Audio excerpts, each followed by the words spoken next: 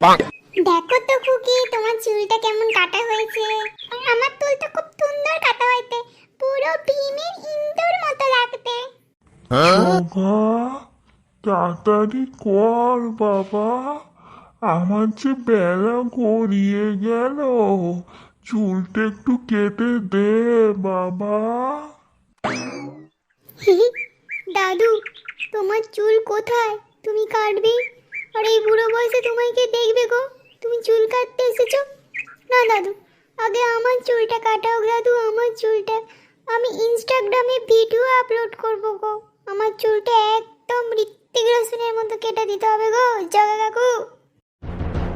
এই ছড়া, তুই আমায় কি ভেবেছিস তুই ইনস্টাগ্রামে রিল আপলোড করবি? আমিও কি করব না? আমারও তো অনেক ঠাকুমা আছে রে তোদের বন্ধু, ওদের জন্য তো আমাকেও ইনস্টাগ্রামে রিল আপলোড করতে হয় রে। দে দে দে জগা, আমার চুলটা কেটে দে। আমার চুলটা না কাটলে আমি গাইনো ডাক্তার, বুঝতে পারলি তো? মেয়েদের দেখি তো, ওদের বড্ড নাকে সুরসুরি লাগে আমার চুলগুলো ঠেকলে। তা বাপু, তোমার তো মাথায় একটাও চুল নেই, তাও যে কি করে সুরসুরি লাগে। আর তুমি ডাক্তার না কামাসুর?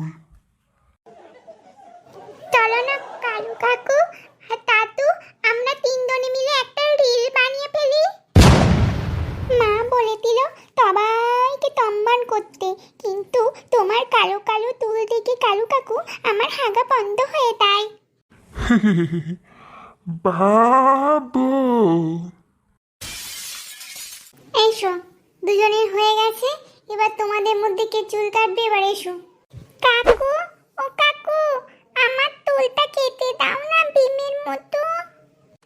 আরে খারা যে, তুই চুল কাটতে এসেছিস? তুই যেন কোন ক্লাসে পড়ছিস? কেন গো কালু কাকু, আমি ক্লাস ওয়ানে পড়তি। আমার চুটকির মতো একটা বান্ধবী হইতে, তাই জন্য তো আমি ভীমের মতো চুল কাটতে এসেছি। সকাল থেকে একটাও খদ্দের নেই, রোজ তো চা খেতে আসে, আজকে তো চাও খেতে আসেনি মরণ। কি সুন্দর আমার চুল কেটে দিয়েছে দিয়েছে, মা আমাকে আর তুলে তুতি হতে পারবে না, পাবে না। কি রে খালা, আজ দেখছি খুব আনন্দ, স্কুল ছুটি নাকি রে?